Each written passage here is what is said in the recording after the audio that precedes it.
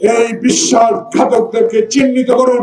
দয়া করে রাজপথ থেকে উঠে এসে এই ইন্টেরিয়াম গভর্নমেন্টের যে নির্বাচনের ট্রেন, সেই ট্রেনে চলেন, জনমতের যাচাই করেন।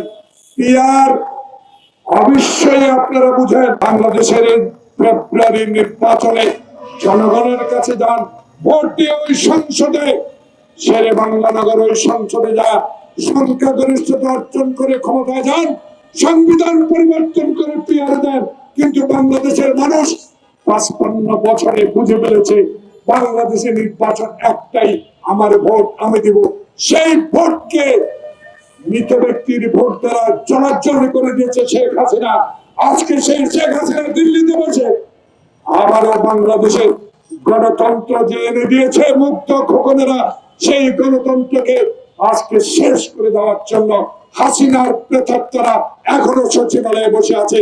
তাই আজকে গণতন্ত্র ফোরামের দাবি হবে, আপনাদের মাধ্যমে আমরা জানিয়ে দিতে চাই, 2026 সালের ঘোষিত ফেব্রুয়ারি নির্বাচনে যারা 2014 সালে কুকুরের উপস্থিতিতে এমপি হয়েছে, যারা 2011 সালে আজকে দিনের ভোট রাতে করে এমপি হয়েছে, যারা 2024 সালে বাংলাদেশে দিনের ভোট রাতে করেছে, সেই প্রেতাত্মারা এখনো আছে। প্রধান নির্বাচন কমিশনার, আপনাকে আমরা ভালো করে জানি, একজন সৎ দক্ষ ব্যক্তি।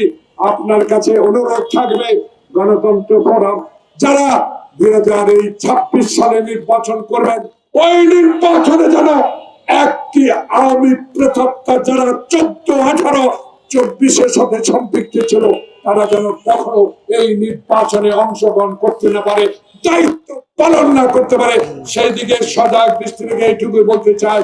আসুন, জনতা ঐক্য, তারেক বলেছে বিএনপি জীবন করেছে গণতন্ত্রের জন্য, সেই গণতন্ত্রের লড়াইয়ে আমার মা হারিয়েছি, বাবা হারিয়েছি, ভাই হারিয়েছি, আয়না করে দিন দিন নির্যাতনের শিকার হয়েছি।